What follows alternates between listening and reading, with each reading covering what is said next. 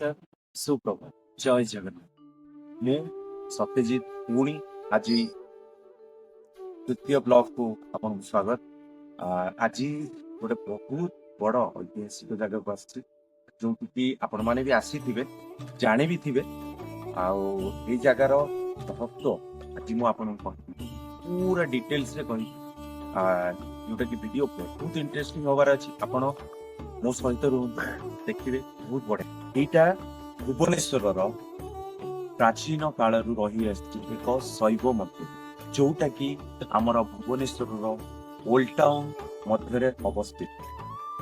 ଏକାମ୍ର କ୍ଷେତ୍ରର ଏଇଟା ଗୋଟେ ପ୍ରାଚୀନ ଶୈବ ମନ୍ଦିର ନାମରେ ପରିଚିତ, ଯାହାର କି ଯୋଉଠି ମୁଁ ଆପଣଙ୍କୁ ହିଣ୍ଟସ ଦେଇଦଉଛି କିଛିଟା। ଯୋଉ ଜାଗାରେ ଆମର ପ୍ରଭୁ ଶ୍ରୀରାମ ତାଙ୍କ ଭାଇମାନଙ୍କ ସହିତ ଆସି ଏ ଜାଗାରେ ସେ ସ୍ଥାପନ କରିକି ଯାଇଥିଲେ ଭଗବାନଙ୍କ ପ୍ରତିମୂର୍ତ୍ତି। ହିଷ୍ଟ୍ରିଟା ଏବେ ଏ ଐତିହାସିକ ଜାଗାର ନାଁଟା ରିଭିଲ କରିଦଉଛି। ଏଇଠି ଆମେ ଯୋଉଠି ଅଛୁ ଏବେ, ତାର ନାଁ ହେଲା ଲକ୍ଷ୍ମଣେଶ୍ୱର ମନ୍ଦିର। ଶ୍ରୀରାମ ତାଙ୍କ ଭାଇ ଲକ୍ଷ୍ମଣ ଏ ଜାଗାରେ ଶିବଲିଙ୍ଗ ସ୍ଥାପନ କଲେ। ସେହିଠାରୁ ସେହି କାଳରୁ ଏ ଜାଗାରେ ଲକ୍ଷ୍ମଣେଶ୍ୱର ନାମରେ ନାମିତ ହେଲା ଏ ମନ୍ଦିର। ବହୁତ ପ୍ରାଚୀନ ଶୈବ ମନ୍ଦିରରେ ପରିଚିତ। ତ ଏଇଟା କୁହାଯାଏ ପୌରାଣିକ ଶାସ୍ତ୍ରରେ 1400 କାଳରୁ ଏ ମନ୍ଦିର ଏ ଜାଗାରେ ଅବସ୍ଥିତ। ତାର ଅଳଙ୍କାର ସରଳ, ଯାହା ପୁରାତନ କଳିଙ୍ଗ ଶୈଳୀର ଲକ୍ଷଣ, ଯୋଉଠିକି ଏ ମନ୍ଦିରର କାରୁକାର୍ଯ୍ୟରେ ଜୀବିତ ହୋଇଛି। ମନ୍ଦିରଟି ରେଖା ଦେଉଳ ଶୈଳୀରେ ନିର୍ମିତ। ଏଠି ଗର୍ଭଗୃହରେ, ମନ୍ଦିରର ଗର୍ଭଗୃହରେ ଶିବଲିଙ୍ଗ ପୂଜା ପାଆନ୍ତି।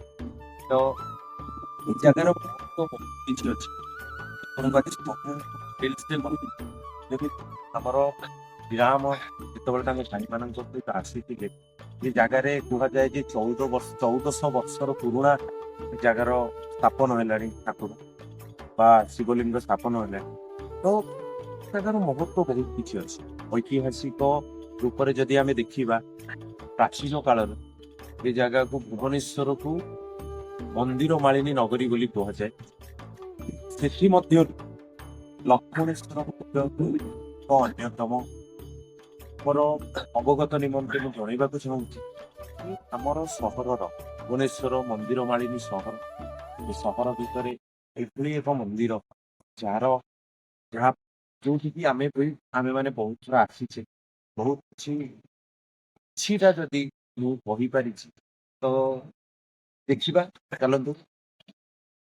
ପୁରା ଫ୍ରଣ୍ଟରୁ ନେଇ ବ୍ୟାକ୍ ପର୍ଯ୍ୟନ୍ତ ମନ୍ଦିରର ସବୁ ଶିଳାଲିପି କେମିତି ବନା ହେଇଛି, କେମିତି କାରୁକାର୍ଯ୍ୟ କିପରି ହେଇଛି, ସବୁ ଦେଖିବା। ଆସନ୍ତୁ।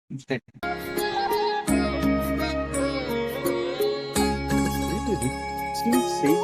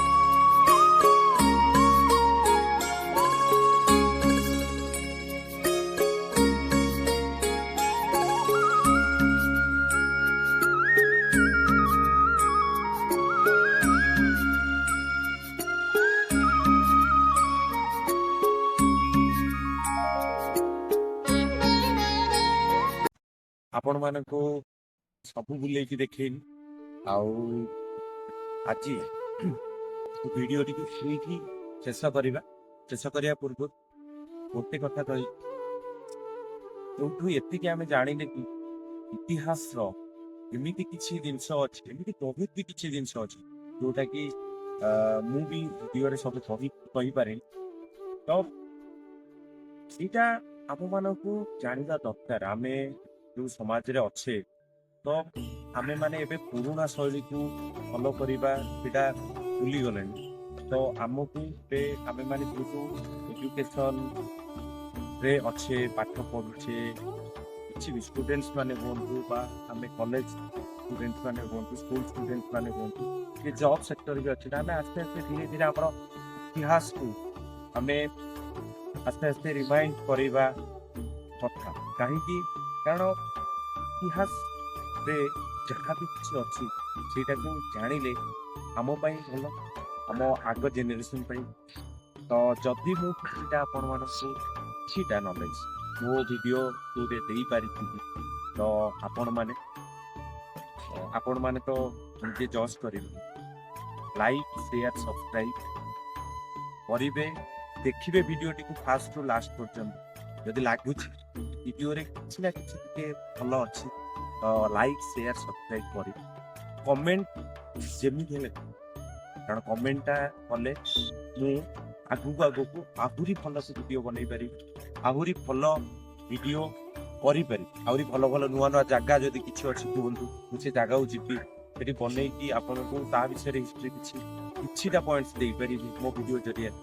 ତ ଆଜି ଏଇଠି ୱାଇଣ୍ଡ ଅପ୍ କରିବା।